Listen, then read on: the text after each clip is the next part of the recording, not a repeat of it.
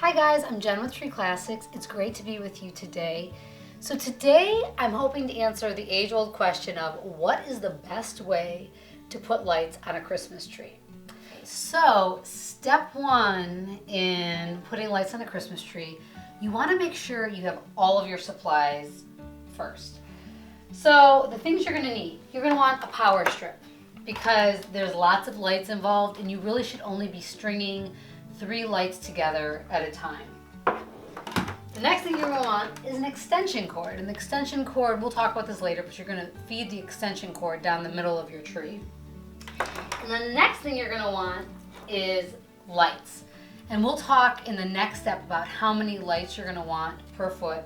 And another thing you're going to want on hand is a pair of scissors, because I think it looks much better if you cut these unsightly little white tags off of the lights before you put them on the tree. And that's all you need to begin with. So really quickly, power strip, extension cord, lights, and a pair of scissors. Okay, so now that you have all of your items in one place and you're ready to string lights on the tree, the first thing you want to do is actually test your lights to make sure that they light. Because the last thing you want to happen is to get lights on a tree and then realize you have a strand that's out. So I'm just going to test these over here.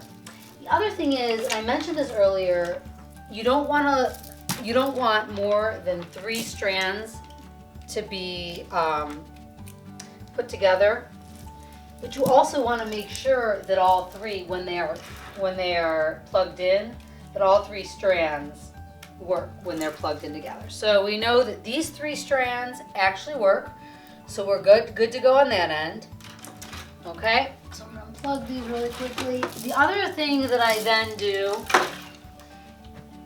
is that you want to feed the extension cord, which if you look up here, I already did that for you.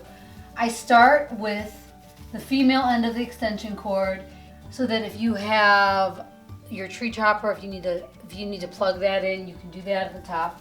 Then you feed that down the middle of the tree, and here it is plugged in over here. All right, and the other thing you want to know when we're going back to the lights is at the very least you want to have 100 lights per foot. But if you really love a very well lit tree with lots of lights and lots of sparkle, you're going to want up to 300 lights per foot. What I have here is a 7.5 foot unlit Kennedy fir from Tree Classics. So for this tree, at a minimum, I'm going to have 700, 700 to 800 lights.